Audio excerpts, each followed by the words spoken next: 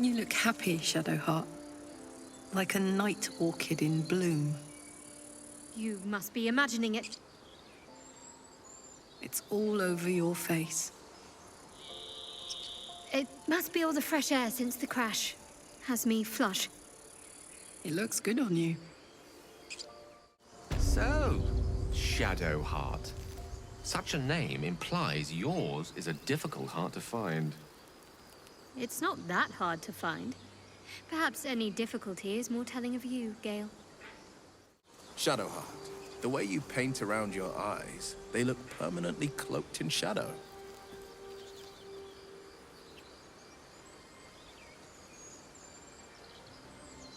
No harm in a little mystery. Besides, I think it suits my bone structure. And yet your bed pillow bears barely a smudge. You are a woman of many talents. Shadowheart, the way you paint around your eyes, they look permanently cloaked in shadow. It brings me closer to Lady Shar. One day, all of our eyes will feast on her endless darkness. Besides, I think it suits my bone structure. And yet your bed pillow bears barely a smudge. You are a woman of many talents. How do you maintain such an elaborate plait, Shadowheart? The craftsmanship is impressive. Now that you mention it, I can't remember who taught me. Another memory lost, perhaps. Still, if you let me watch your technique, I might learn it from you. Maybe, if you keep a respectable distance. Do vampires actually drink blood out of goblets like in the storybooks? Doesn't seem very fresh. Straight from the neck is preferred, but goblets are used in mortal company. They save on awkwardness. We could share a drink some night, if you're curious. A nice red wine in your goblet, of course. Very kind of you, but I'm saving my best bottle for someone already. So, why night orchids? Well, isn't it enough that they're beautiful? They remind me of some place. A place I can't quite remember. But I think I was happy there, wherever it was. Sorry, I'm being silly. You're cute. When we met, Shadowheart, your gaze seemed to linger in the distance on some unseen goal, some insubstantial purpose. I notice now your gaze settles on something, or someone, much closer. Is it that obvious? Of course. There's nothing escapes a wizard's powers of observation.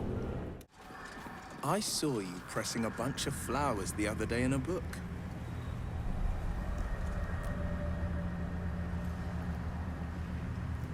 Not like you to keep something forever.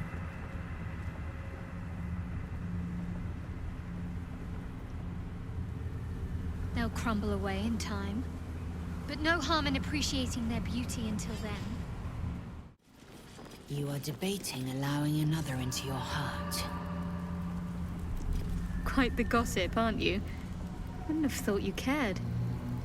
A formidable woman like yourself does herself no favors in revealing herself to be so erratic, so uncertain. Living without sunlight isn't so bad, Astarion. Where I came from, we would often work exclusively under cover of darkness. Yes, but you chose darkness. I was cast into it. The sun was banished from my life. Forbidden. And we all lust after the forbidden.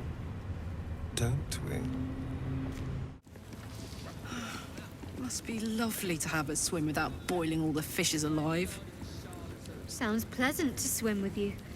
At a distance. It's usually so freezing. Don't ask me to make a hot spring for you two.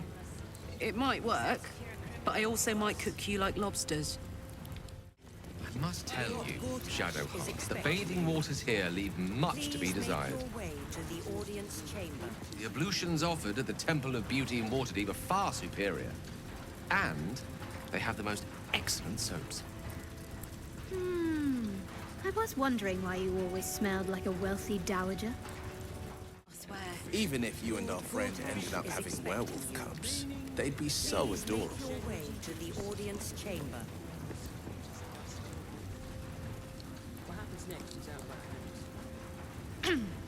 I've shown no signs of lycanthropy, thank you very much. But should that change, I'll take it you're volunteering to be childminder. Buy me some protective gloves and I'm all for it.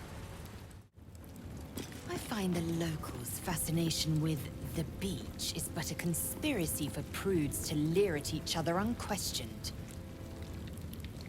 Why does anyone bother wearing swim garments at all?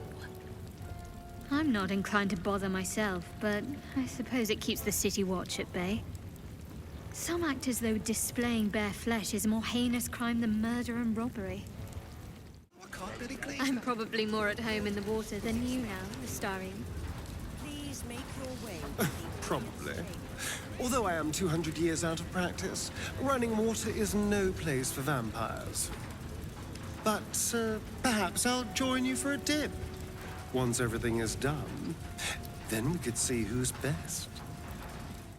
Shadowheart, I saw you pluck Boo from the ground when you thought no one was watching. It pleases you to hold him, and you have truly cleansed yourself of Shar. I suppose you're right. On both counts. Then for one day only, you may carry him in your pocket. So long as it is clean, padded, well aired, and full of nuts. Shadowheart, you should know. Laconia was not half so heartless as she liked to appear. I knew her well enough. You might have traveled with her for a time, but she trained me. What's your point? Only that I find it hard to believe that she could have raised you and felt nothing for you. Perhaps she took some pride in her work, forming me to Shar's liking.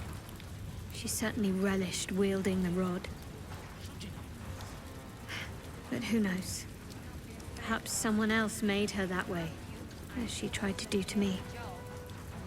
I may not weep for my home, but I would take a mushroom over a flower any day. I would have said I admire fungi as well. Until I met such a thing you call a myconid. I heard you learned how to swim, Shadowheart. Well done. You know, if you and your love ever wish to enjoy the waters with me, I could attempt a kelpie, or even a porpoise. Depends. Are you buoyant?